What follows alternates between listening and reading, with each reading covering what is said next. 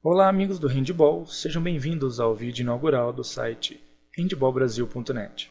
Eu sou o Thiago Simões e pretendo, em um curto espaço de tempo, estar criando novos vídeos com mais informações sobre o handball. Hoje vamos começar do básico, explicando um pouquinho sobre cada posição. Os pontas, os armadores, o pivô, as 3 posições defensivas do lado esquerdo e as 3 posições defensivas do lado direito. Não vamos entrar muito no mérito do goleiro, que nós temos muita coisa ainda para discutir. Bom, começando aqui pelo central, vamos falar um pouquinho desse cara aqui, que costuma ser, vamos dizer assim, a pessoa que tem maior visão periférica do jogo. Então, por esse motivo, ele costuma ser o maestro, vamos dizer assim, né? É quem, junto com o técnico, normalmente numa troca defensiva, analisa melhor o jogo para saber qual é o lado da defesa que está mais fraco, ou mais vulnerável, ou mais fácil de efetivar o gol. Armador central, a característica principal dele é a inteligência, nem tanto força. Pelo contrário, se você tem um central muito forte, você vai ter um jogo muito feio, né? Normalmente não é ele quem faz a maioria dos gols, mas sim é ele que consegue enxergar os melhores espaços e, dentro do tático que o time treina, identificar qual é a melhor jogada ou o que fazer, né, para estar efetivando com maior eficiência esse gol.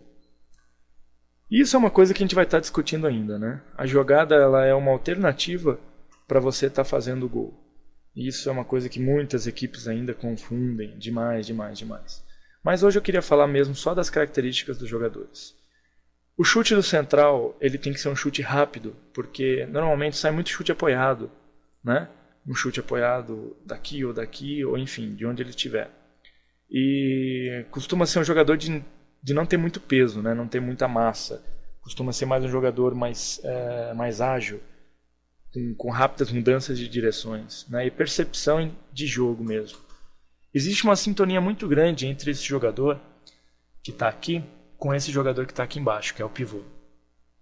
É necessário que o pivô seja também um jogador de muita inteligência, tá? Para estar sempre sintonizado com o central, porque a maioria dos gols acontece com um bom posicionamento do pivô ou a boa mudança de posicionamento de um pivô. Então, cada um tem seu papel muito importante dentro do time. Mas vamos dizer assim que os papéis de inteligência ficam aqui em cima. Lógico, todos os jogadores necessitam ser muito inteligentes e ter uma sintonia grande. Mas a inteligência do jogo parte daqui de cima, tá? Dos armadores. Então, como vocês podem ver, existe a legenda. PE, ponta esquerda, AE, armador esquerdo, AC, armador central, AD, armador direito, PD, ponta direita, P, pivô. Então, ainda falando sobre o ataque, a gente poderia estar comentando sobre a característica principal desses dois armadores. Normalmente são jogadores muito altos, né?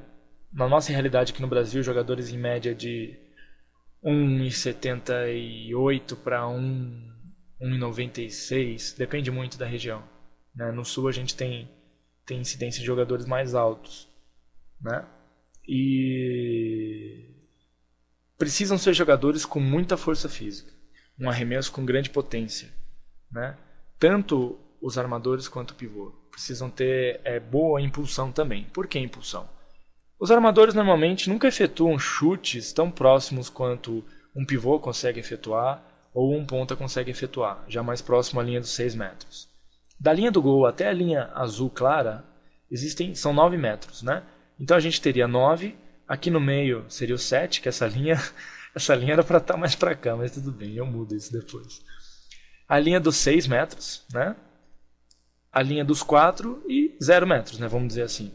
Então o chute normalmente ele está saindo aqui dos 11 ou 10 metros, mais ou menos por aqui. Então é necessário que se tenha muita impulsão. Lembrando, impulsão vertical, tá? Não impulsão horizontal, porque senão acaba chocando aqui na barreira, né?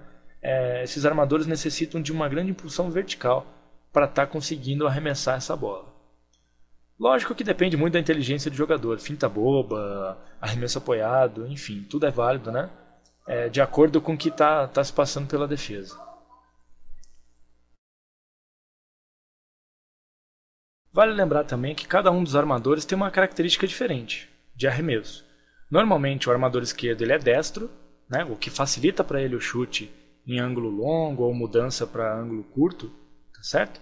Como assim também o armador direito, com as mesmas características de força, impulsão, etc., é canhoto, na maioria das vezes, para facilitar também o arremesso no longo e curto, mudanças rápidas, tá? Logicamente, para você ter um time mais completo, você precisa também de um ponta esquerda destro, que não é fácil, né? Aliás, não é difícil de conseguir, e o que não é muito, né, fácil conseguir é um ponta direita canhoto. Normalmente você sempre tem um inventado ali, um cara que se esforçou porque queria um lugar no time, virou canhoto, né? E arremessa com a esquerda. Mas vai bem um chute com a direita aqui também. Já vi excelentes jogadores destros jogando na ponta direita. Bom, aproveitando que a gente está falando de ponta, já vamos falar dos pontas então. Os pontas são jogadores normalmente que têm um biotipo bem, vamos dizer assim, magro, né? Pouca massa e muita agilidade e explosão. Que são os jogadores que chegam primeiro no ataque. Por exemplo, vamos supor que o central venha para cá, fez um chute, o goleiro defendeu. Imaginem que esses dois que estão na 1 aqui são os pontas. Eles são os primeiros a sair correndo, né, em explosão para o contra-ataque, para estar recebendo um contra-ataque aqui, né, direto, tá, desse goleiro. Então precisa muita agilidade para isso, né? Então os pontas são jogadores muito velozes, que necessitam de muita explosão, né, tanto para estar efetuando os contra-ataques quanto para estar alcançando o maior ângulo possível, né? Normalmente eles recebem bola com pouco ângulo e precisam abrir um ângulo aqui para estar efetuando esse arremesso.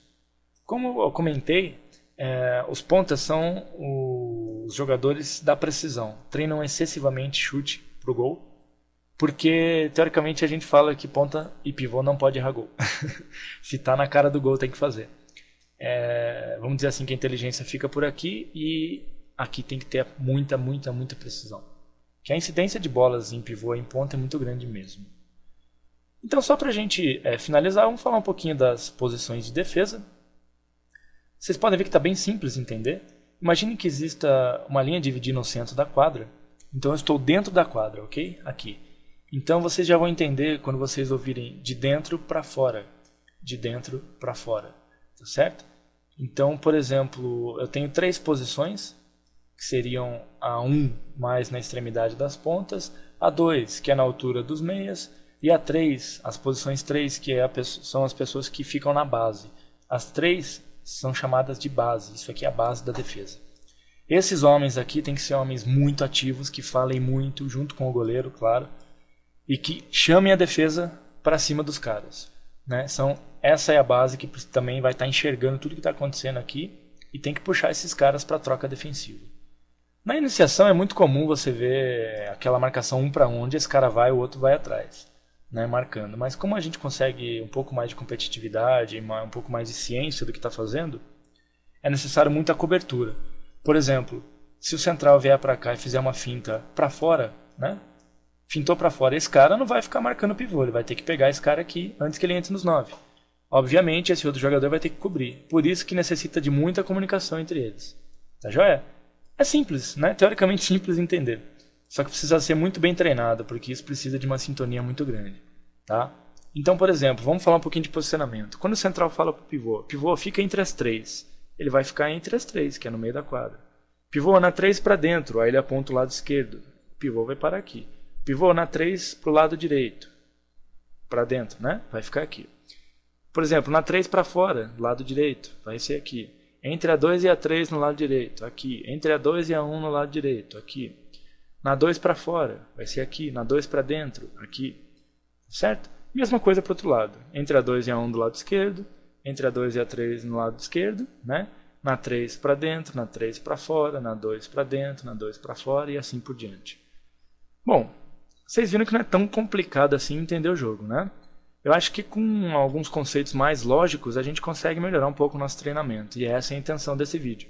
Com que vocês parem para pensar um pouco sobre o handball, reflitam, façam algumas perguntas para si mesmo e vejam o que vocês podem estar melhorando no treinamento de vocês e da sua equipe. Tá legal?